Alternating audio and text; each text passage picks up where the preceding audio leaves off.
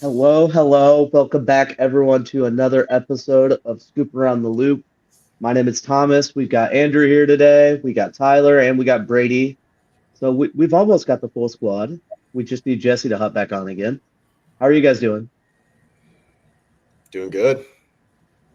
Can't complain, Thomas. In a world full of complainers, I am not one. Have you guys all shoveled your driveways? Nope. Couple Yes. times. Yeah, a couple times I did. Brady, did you say no? I didn't. I've got the flu. I haven't gone anywhere in the last week and a half. It's been brutal. There's been more flu out there right now than there has been snow. You're like the eighth person that's told me they have the flu. I smell a lockdown coming on. I think we're good, Tyler. But I've made predictions like that on the podcast before, and we ended up going on a nationwide lockdown. So I'm not going to do that again. So, but all right, we can start off with local news. We kind of showed it off already. This has kind of been talked about for a while, but Valley West Mall is officially ready to be sold. The city of West Des Moines is looking to partner with a developer to basically give the whole area a facelift. And we're not buying in, but I definitely think because we all grew up in the area that we most likely have opinions on what should go there or what we would like to see. So I thought we could all just throw out one idea that your best idea that you think should go there. Andrew, do you want to start? Yeah, I mean, I think a lot of people have thrown out, or maybe there's people like upset that the mall hasn't sustained itself. And, part of that is, will people stop shopping there because there's competition with Jordan Creek, with West Glen, and then at Ankeny with Prairie Trail. And then, of course, Altoona has the outlet mall there. And at some point, there's only so much an area can sustain without housing. And so I think what you need in that area is more housing, because a lot of the where the growth in the city is to the west and to the sprawl, so to speak, to the suburbs, the outliers. So that's where people naturally will shop. And so until we get more infill with housing, it's going to be really, really hard for retail and restaurants to really thrive in that area. And so what I think they need to do is something kind of like Prairie Trails and Ankeny, where you have a lot of almost like an outdoor mall with a lot of housing on top of it. And so, you almost build in your consumer base, through housing that way. But then you can have, kind of a concert venue, a wedding venue, One idea, Andrew. One idea. Okay. What's the one thing you think whatever they do definitely needs to have some sort of mixed-use apartment building? Yeah, and then a concert venue. I was getting to that. Okay. AKA Prairie Trail in West. Yeah. Tyler, what do you think? What's the one thing? Well, I think that's probably the one thing that needs to happen. There needs to be housing in there. But I'm taking another approach. I saw another agent comment on, I think it was maybe the Springer Brothers Facebook page, Omar. He said an IKEA. That'd be pretty sweet right there. I feel like that'd be a great location. IKEAs are massive anyways. I don't know if they're as big as Valley West Mall is per se, but bringing in like an IKEA or something like that, you want to talk about like actual traffic, and I'd imagine it would be a little bit more economical than completely switching it around. If there's a way to get IKEA there, that'd be pretty sweet. Yeah. That's probably not going to happen, obviously, but I think I could see that doing. I think that would get a ton of traffic. I think that would meet the goal. I think then the other portion of the mall that you're not using, turn it into food or, restaurants, that type of thing. Even though IKEA does have meatballs and things like that. Brady, what do you got? I was going to say, so on Instagram, I've always seen this place called Texas Live. It's just a huge, like, 2-story food, drinks, everything like that. And then on one of the walls, or basically all around it, there's just huge TVs that you can watch all sorts of sports on, football, basketball. I have seen a lot of UFC, which I feel like around here, there's really nowhere to watch UFC other than B-Dubs, which I also think B-Dubs has had the biggest fall off ever of any restaurant. But I mean, just kind of adding something like that. But I'd never thought of IKEA. That's actually a really good idea. I'd probably switch my answer to IKEA, but I still think to have somewhere Yeah, I where mean, like the one massive store that Des Moines doesn't have. You know, the massive Bass Pro Shop. They have, I mean, Shields. That's probably the next store that one would need, and we already got it. Well, and I mean, on the IKEA note, I can't really think of. I mean, there probably is. I mean, but as far as where you would put it, I think that's a great place to put it. Because other than that, you're talking about somewhere that's very, very far west. And at that point, if you're going to put it anywhere else, so I think that's a great idea. I was going to say, I mean, I definitely think there needs to be more restaurants in that area, but I think specifically it would be really nice if they can find an established local place that wants to open up, either just move or open up a new location there. Like find some sort of iconic Des Moines restaurant. Like the place that comes to mind right away is like Simon's. Like find a Simon's or someplace like that and have them open up a new place with whatever they do with that new development. Not saying I wouldn't love for a new fast food chain that we don't have. Like I would be so stoked if like In-N-Out finally opened somewhere in Des Moines, but that parking lot would be a good spot for it. What about, this just popped in my head, what about Buc-ee's? Yeah. Just went there. Buc-ee's would be amazing. I don't know if Valley West Mall is the place. Well, I mean, it's right off the... I mean, I think the building is going to get raised or like knocked down. Yeah, yeah. And then I think that they need to completely flip the way it's set up. I mean, it's very old school mall. Mall's right in the center, huge parking lot surrounding the whole thing. But if you look at new developments now, shops around the outside, parking lot in there, and then bigger attraction in the middle of it. So I think that's all going to get flipped. But this would be a pipe dream, but I think it would be sweet. Or the city, I don't know, is it West Des Moines? Yeah. City of West Des Moines buys it and turns it into a Central Park type of place where it's like public park space. I definitely think that they've talked about whatever they do having more green space to it, because I mean, anyone, I hate to talk bad about West Des Moines, but anyone that drives by that, like there's nothing. Yeah, it's ugly as heck. Yeah, there's nothing pretty about it. I mean, it's a whole lot of concrete. What'd you say? All the homes in the neighborhoods immediately to the north of it suck. That's Andrew. For people, I was gonna say, for people that don't know, that's right where Andrew lives. So I honestly had to think, like, am I north of it? Pretty much. I like when I do that. When I think of directions, I literally put myself on the MLS like map and think about like where I am right now compared to. But anyways. We need to go to the next slide. Andrew, you want to get that up there? Cool. So next thing we're going to talk about is featured listings. Andrew and Tyler, this is your listing. So if you want to kind of give the rundown of it right away, and then we can talk about stuff that stood out from it. And if you want to, I mean, for people that don't know, this already has an accepted offer on it. So we're talking about it just kind of to brag, basically. But Andrew, do you want to talk in more detail about how you got it sold so quickly, you and Tyler? Yeah, I mean, we were going to talk about it this week, and we listed it Tuesday afternoon. Shortly after that, we had a showing set up with an agent, and then that night we had a full price offer. And I think a lot of one showing, one offer. Yeah, just done. Okay, yeah. And I think what you might look at that and be like, oh, that's easy. But what I want to highlight is the amount of work the seller put into it to get it ready to sell easily. And, it took months. I went over there, end of 24, October-ish maybe. And we walked through, everything, every room. Okay, do this, do that. She showed me what she's done since she's lived there. Okay, if you do this, I think that'll help. You could do this, but I don't think it'll move the needle on either value or demand. Doing this might actually not attract a buyer because they'd want to do it differently, all those things. So we went through, said, hey, these are the things you work towards. I think she did a great job of getting it ready to sell.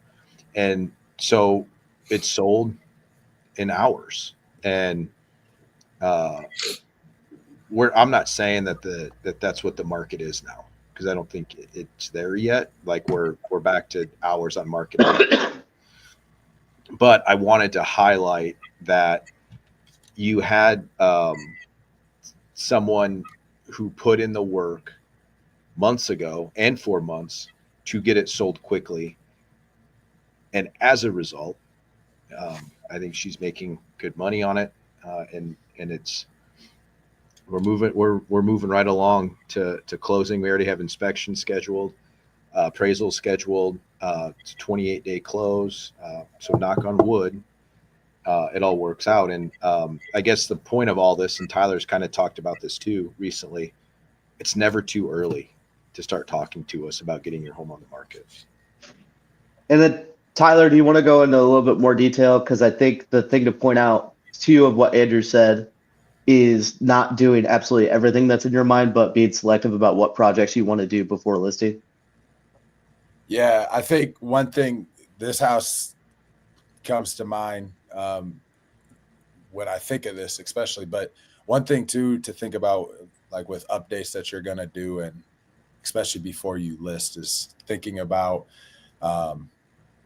how does this house compare to your competition out there? You know, for instance, how does 2707 Southeast 18th Street compare to the house that sold, you know, just a few doors down? Was that one, you know, super updated, or did it have X, Y, and Z wrong with it too? If that makes sense, you know, especially when you're talking about like affordable first-time home buyer homes, like this one was. I don't think anyone is expecting, you know, things to be 100% renovated and updated. So again, focusing your effort on the things that will be attractive to a first-time home buyer, you know, taking care of maintenance issues, things like that, versus a bunch of large cosmetic items usually works out a little bit better for you. Because again, I don't think most people that are shopping for homes under $250,000 are expecting to get a fully updated home. So rather than spending a bunch of time and effort updating cosmetic things, I would say spend time and effort on, you know, getting the home show ready, making it look really good for showings, but then just, again, maintenance items and things like that. Yeah. If that makes sense. And I think something important about this house too is, again, even if interest rates are higher than they were 3 years ago, this house is $250,000. And again, from a nationwide perspective, to find a move-in ready house for $250,000 is pretty crazy. It's a little bit normal here, but the market is definitely booming and in need of quality first-time home buyer-ish homes. There can be lots of pieces of junk out there. So when a home is remotely even close to being put together, and this one's beyond just being put together, but when a home is move-in ready and at this price point, there's going to be a good market for it. And I think the other important thing that you just pointed out too is, like, as cool as it is to renovate a home, and you're going to enjoy that while you live in it, but to renovate it, to sell it, you end up making yourself the nicest home on the block. And that's actually kind of hard to sell your home in that position, to be the one that is asking more money than everyone else in your neighborhood. Yeah. Makes it harder to sell. Yeah, I agree. Brady, did you get a chance to look at the listing? Was there anything that stood out to you? I did not get a chance. Seemed like it was up and then it was down. I think one thing too with this house that really helped it is a 2-car garage. It was a big garage. And again, $250,000 in Des Moines, you're most likely looking at an older home. And did any of the neighbors have that big of a garage? I don't know about that big of a garage, but they all pretty much had garages. But yeah, at $250 and you get a 2-car garage, that's a pretty pretty good find or something that you won't always see. I mean, there's a lot of homes for 250 that don't even have a garage, let alone a 1-car garage. I think of like my house in Beaverdale has a garage, but if I tried hard enough, I could push it over, and I'd probably And list for around yeah, so that garage helped a lot too, I think. yeah, and you were looking at a place that looked like, I mean, HVAC was done last year, roof was done 2 years ago. So that's two big potential costs that are just checked off for the time being. So, I mean, it's pretty hard to beat that. So, Yeah, and I mean something too to, this is for anyone that is kind of thinking about maybe getting their home ready, that knows of some things that they need to do. This particular homeowner knew some things that needed to be done, and so she just kind of banked on getting it done so that it could all be there's things that could be paid for through proceeds. yeah. And so if you're in a spot where you're like, man, I need new siding. You need new siding. Siding doesn't add value to your house because it's something that a home should have, but you could time it. But not having or needing siding might keep buyers away because they don't have the money on hand to pay that. You could work it out to where, we talk to a siding company. We say, hey, we're going to sell this house. They're going to pay for it out of proceeds.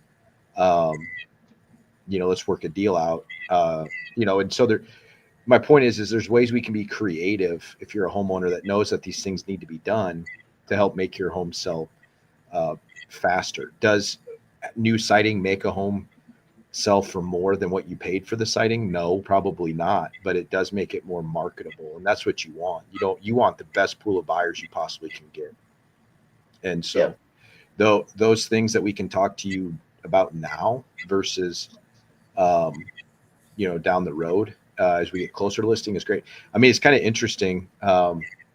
We listed that house on Altoona last year with a similar situation where they had reached out almost a year before we listed it and said, hey, we want to do these things. And it sold before we even we put a sign in the yard and got a call off it because a neighbor saw us putting a sign in the yard. And she called her agent called us, and it sold quickly, not because we put a sign in the yard. It sold quickly, although I think our signs are beautiful. It sold quickly because of the hours and days and months that the seller put into it, because we put a plan together for that home seller. So we'll take some credit, but Yeah. no doubt the home seller did the work. Well, I think it's important too to have someone walk through it and give you those notes before it's listed, as opposed to listing it and letting the buyer feedback tell you what projects to do. Because then by the time you get the projects done, the house has been listed on the market for and that buyer's gone. 30, 40 days. That buyer's gone. And then you have new buyers coming in and saying, well, what's the deal with this house that's been listed for 30 or 40 days? Yeah. As opposed to just getting it done before you list it. And then there's not that stigma around it.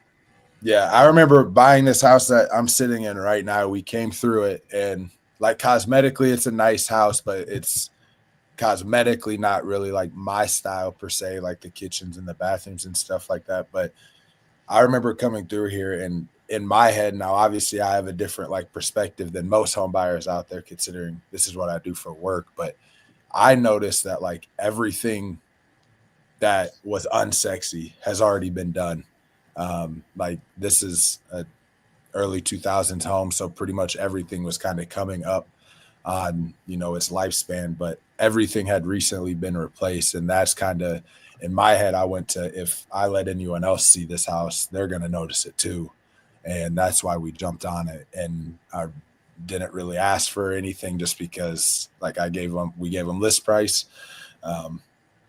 Then I don't think we asked for much on the inspection or anything like that, just knowing that the alternative would be to maybe find a house that is just like this, or maybe cosmetically more our style, but then we'd be stuck with an old furnace and HVAC system and an old roof and bad landscaping and an old deck and all that other stuff. Whereas all that stuff was taken care of here. So it kind of put some urgency in my actions and thoughts and made me kind of act on it maybe quicker than I would have had some of that stuff not been taken care of. I still probably would have really liked the house, but how well the previous owners like maintain like the systems in the home is really truly what pushed me to buy it, because we were jumping up in price and our budget was getting bigger, or our monthly expenses were getting bigger, so I didn't want to have to worry about having additional big ticket expenses and things like that. So I think that, like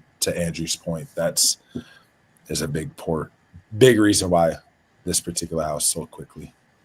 Can I throw out, we'll get to market stats after this, but I just want to throw out one small thing that I always notice when looking at homes, and I want to see if you guys kind of agree with me.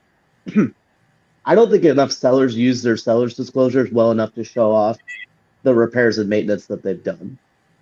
I think there's a lot of sellers that look at that central AC thing and say, yeah, they say, well, it's fine. But in their head, they know that they replaced it 5 years ago. Well, go ahead on that seller's disclosure, put, hey, it was repaired 5 years ago, and have that on the seller's disclosure. Yeah, or I agree completely. Or that they get like a service yearly. Yeah, or, show that off. Yeah. Yeah, that's a great point. That's a good spot to or like with an older home, we've had people get nervous about like disclosing water issues, but then because of the water issues, they've made a fix. Yeah. And they get nervous about disclosing that. Whereas it's like, again, this is an older home. A lot of these houses have this issue. I think you disclosing that there wasn't this issue and you fixed it and made it better probably actually serves you a little bit better than you think, because again, it builds trust too. Like it builds trust that like the seller's not lying to you and they are willing to tell you everything that they know about the house, that they've been in there other than just saying, well, yeah, it's currently fine, and not giving any other details. Like, I don't know. I think sellers. It is always kind of a little sketchy when you go through a house and owners owned it for like 15 years, but there's nothing on the seller's disclosure. Again, even if nothing's been replaced, there's been stuff that's happened. There's just no way. Even if they bought it brand new 15 years ago, there's been a handful of things that you've had to fix in the house. So good point, Thomas. All right, Andrew, you want to pull up market stats and we can go through the zip code and talk about what's going on in it? So since that listing was in 50320, which is kind of your southeast part of Des Moines, Eastern Lake, that kind of area, I thought we would do stats for that. So I'm going to read through them really quick, and then we can go one by one and say if there's anything that stood out to us specifically. So months of inventory, we're looking at 1.95 months, strong sellers market. We're looking at 12-month change of inventory. It's gone down 2.5%. Median days on market, 47 days right now. Last year, it was 6. Sold to list price percentage, we're looking at 98. Last year, it was 98. Median sold price, 277. Last year, it was 275. Brady, does anything stand out right away? I mean, immediately what stands out is the median days on market being 41 more days. So month and a half. I mean, that's crazy. Which is interesting because inventory has still gone down. So I don't know what the deal is with that. Tyler? I'm well aware of where 50320 is, but without like having it in front of me, I'm curious, does that include some of like Grace Station? Or like no, I don't think so. So if there's new construction in that zip code, obviously, compare if there's new construction that popped up like recently compared to last year when there wasn't any new construction, that's going to skew it, especially early on in the year.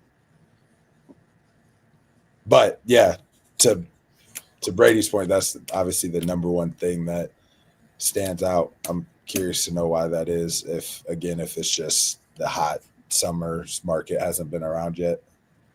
When I wonder if it's honestly, it's not that big of a zip code. Like last year in a 6-month time span, there was 77 sold.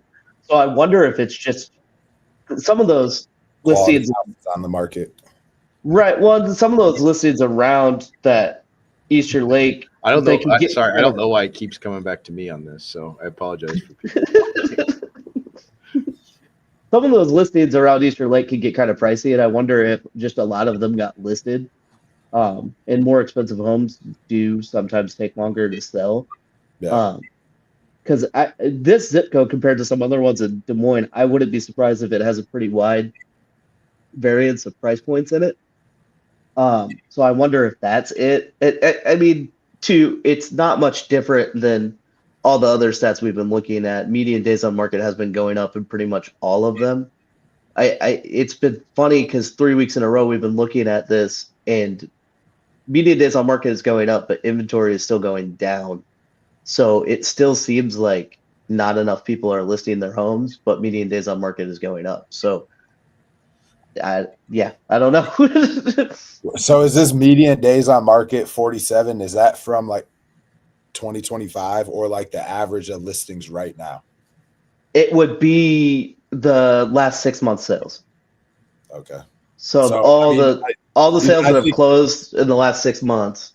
I think It's- that gap would close in 3 months, even. Yeah. But when we're comparing it to last year, we're looking at the exact same 6 month time frame. Okay. So I got you. yeah, so it's kind of interesting. But that's pretty much the only statistic that suggests that this market is shifting closer to a buyer's market, because everything else we're looking at, inventory is going down. I know sales price hasn't gone up a ton, but it's still going up. And inventory is going down, and we're still looking at a month's supply of inventory that's low. So, Andrew, what do you think? Yeah, I mean, I think that's a steady Eddie zip code, for lack of a better word. I mean, the median days on market is kind of surprising. It's also not surprising considering what we've endured, for lack of a better word, the last 6 months. I mean, it's been a weird market everywhere. Sorry. And who is that? It's Sammy, and I don't even know what Thomas she's barking Pete. at. But like if you look at like median sold price, average month of or sold the list price percentage, it's just steady. And so the days on market's a little weird. I mean, obviously West Des Moines, Ankeny, we've looked at those places where it's not that high, but I think maybe getting back to Tyler's point about our listing, there's not every home in that zip code is marketable as other homes in other zip codes, and that might, or I don't know if marketable is the right word, but you know what I mean, I guess, when I say that. But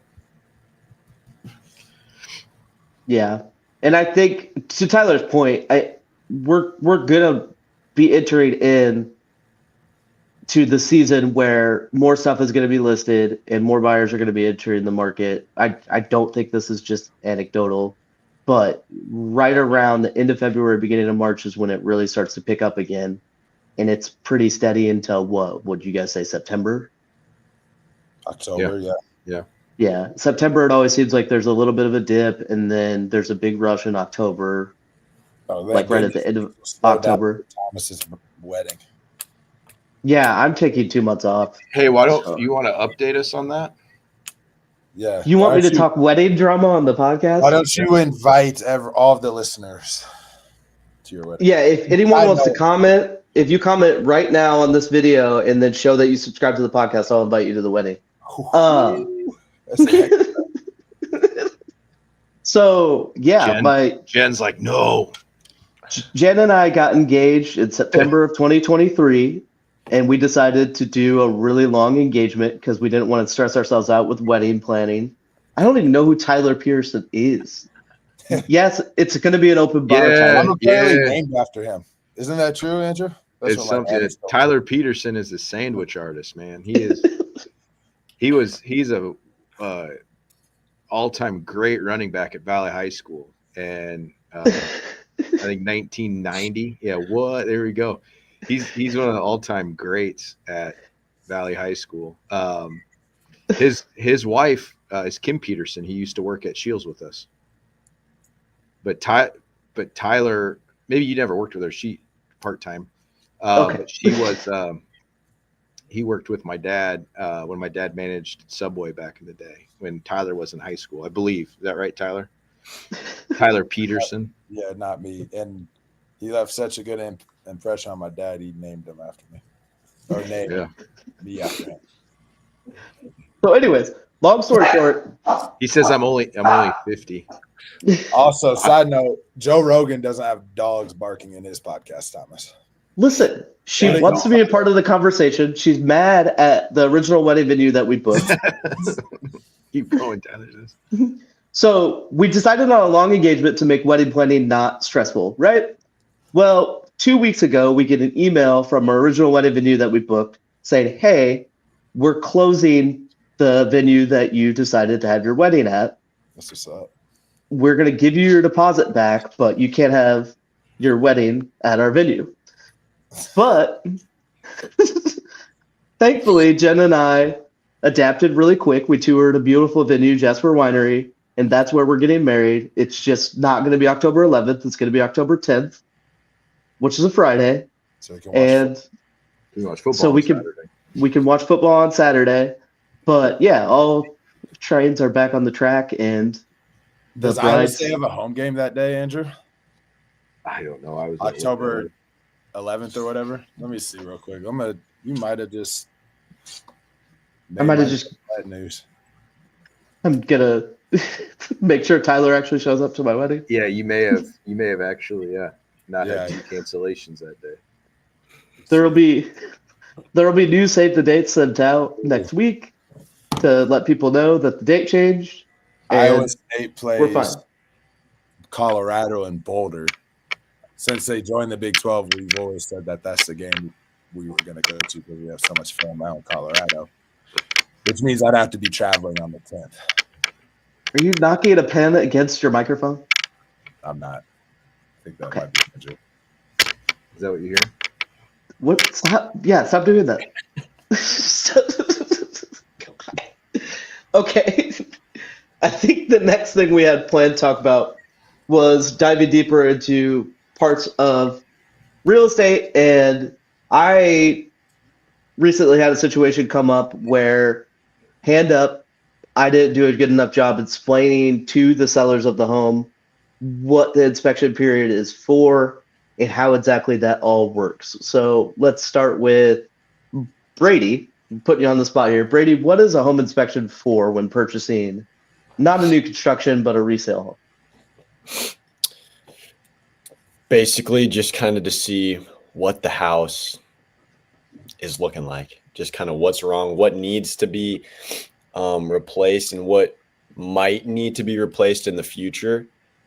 A lot of times, so as a new agent, what we talked about, like in the courses that I was doing to get licensed, is a lot of the time new buyers especially will think it's something where you have to replace every single thing that comes back on the inspection. And in reality, that's not necessarily true. And it's going to make it a really, really difficult time to have an accepted offer, because a lot of the times the sellers don't want to replace every single thing. It's kind of the time where you can pick what's more important. Like Tyler mentioned with his house that he was getting, he knew he was going to have a good furnace, HVAC, everything like that he mentioned, where it's kind of the important things. And then the things that aren't as serious or something you could think about, but maybe it's something you want to take care of yourself.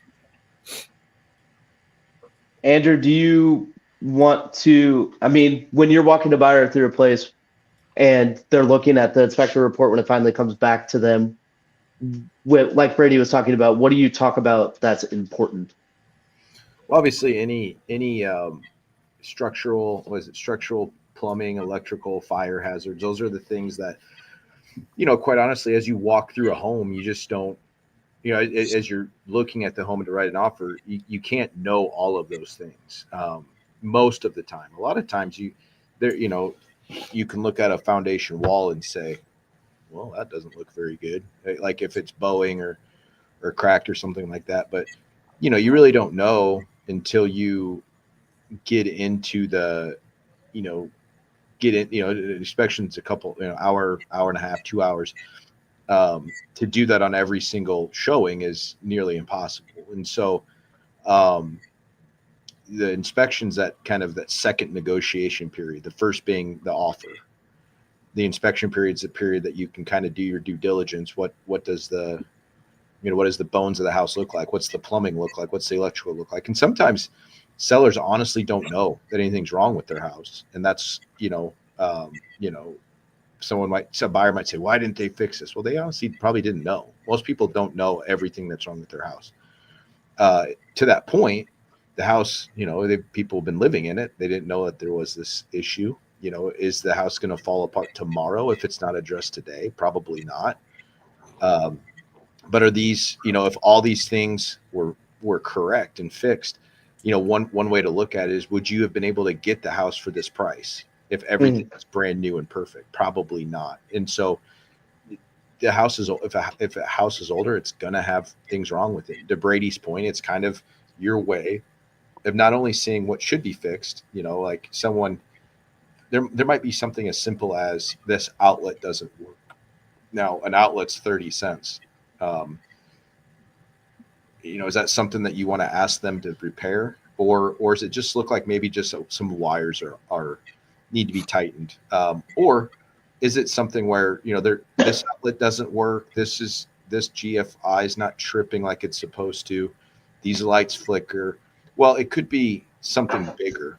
And so you might want to, you might ask the seller as a buyer, you ask the seller to have an electrician look at it, because you don't know. It could be a 30 cent part. It could be a much bigger problem.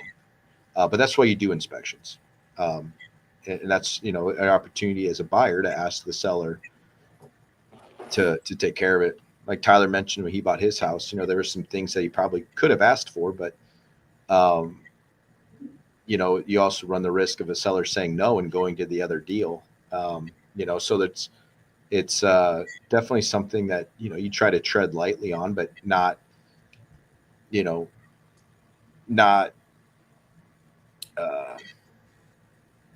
make light of, or not try to, not brush off what a buyer's concerns are. Obviously, we talked about radon last week. There's things that some buyers just feel are more important than others. But ultimately, that inspection is going to give you a checklist of things that should be done. Just like when you get your oil changed. Yeah.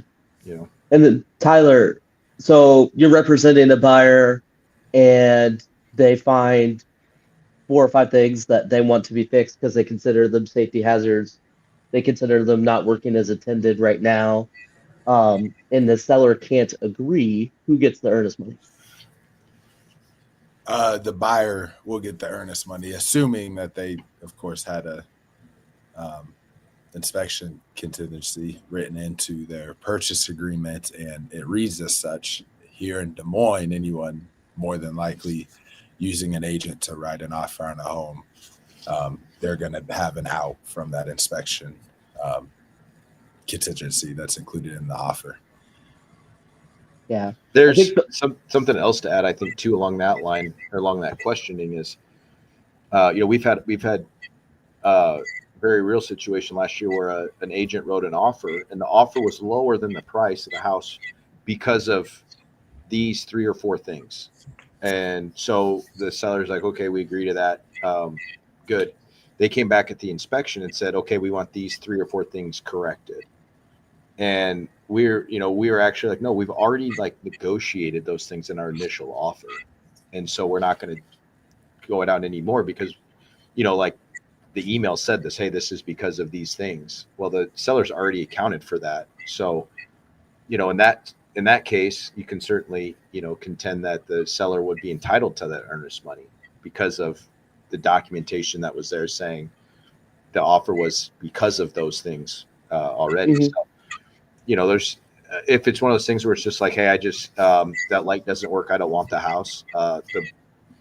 The seller would have to have an opportunity to remedy those things. If you want that earnest money back. Now, if they say, hey, we're not fixing the light, then okay, you can, walk away. Obviously, it's very high level. Yeah, go ahead, Thomas.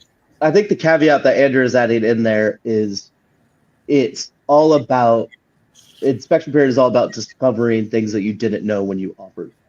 So if you offered claiming that you already knew about these things and then want it fixed at inspection, then yes, you could probably argue that you don't get your earnest money back. If that's all you're requesting at inspection is the stuff that you already told us that you guys knew about, then yeah. But if you discover something new and you and the seller can't come to terms on how to remedy that situation, whether it's through a credit or actually getting it fixed, then the buyer is entitled to their earnest money back.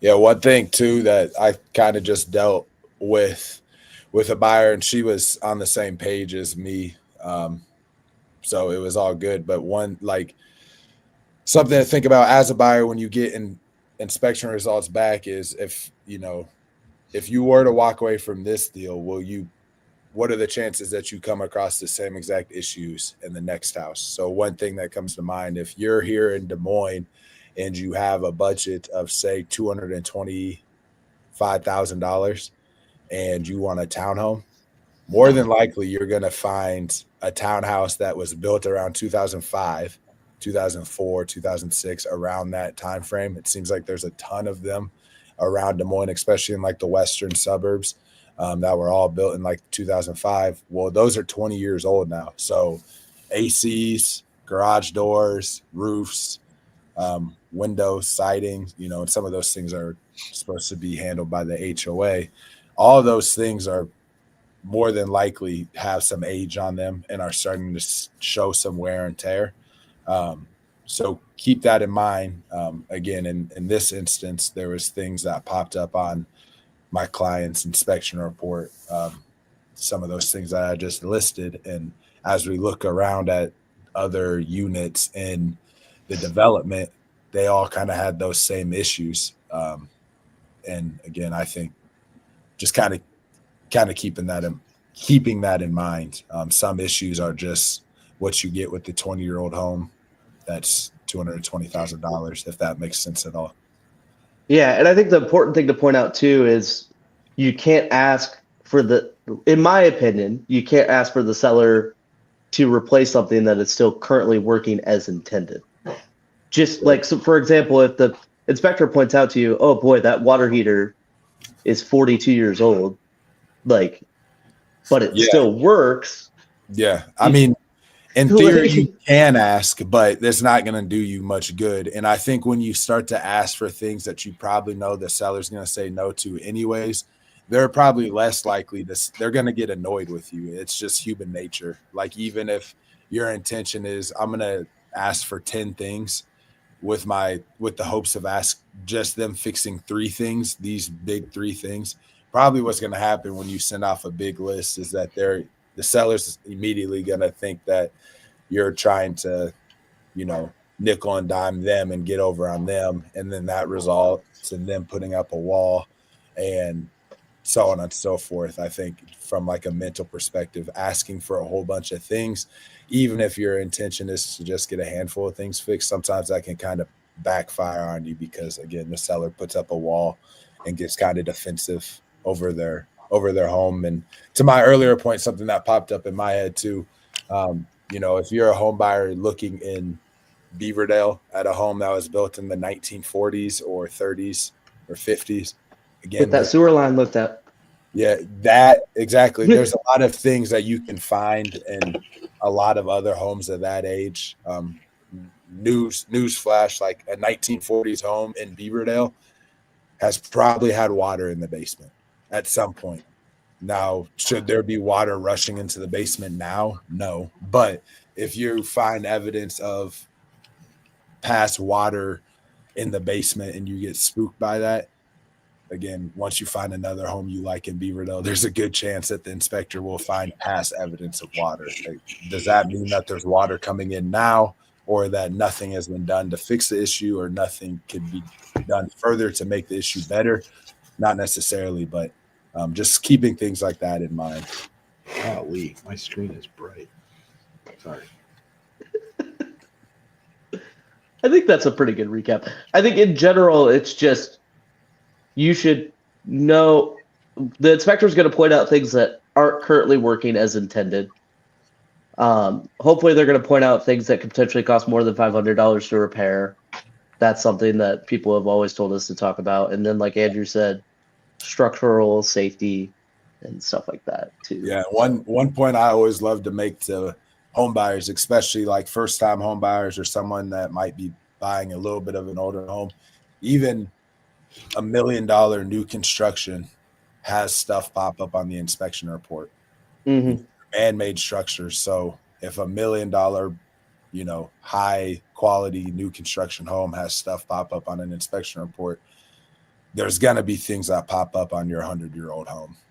That again doesn't mean that your house is falling apart or anything like that. It just means and it can be kind of scary because those inspection reports are like 40 pages long.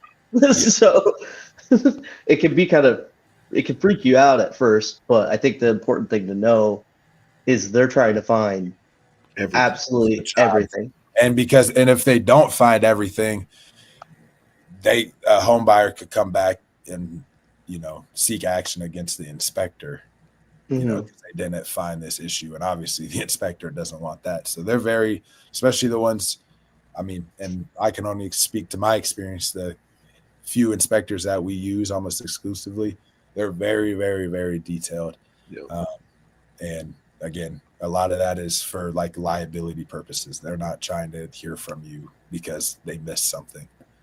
Well, and a lot of them, because I recommend some of the same people, I think a lot of them are really good at talking to buyers about what they found too, and explaining exactly what that means. Yeah, like an ungrounded outlet does not mean your house is going to set on fire necessarily.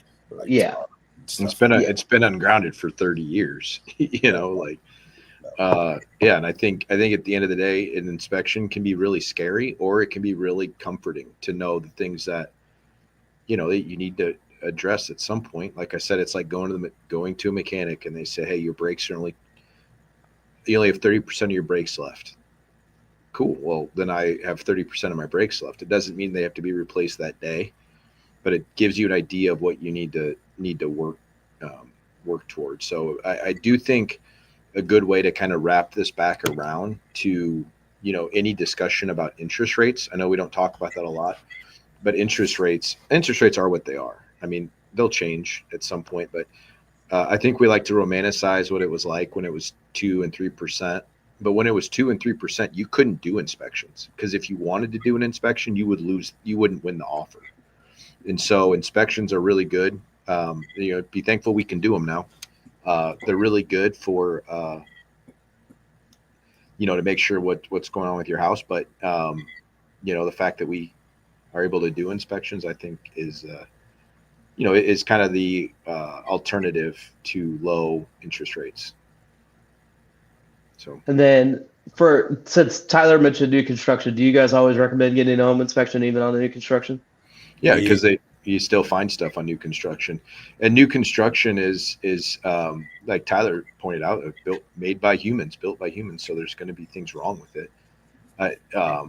Some builders have less things wrong than others, but to that point, somebody inspecting a new construction house is going to be a lot more insistent on things being corrected than inspecting an old house, because an old house has things wrong with it.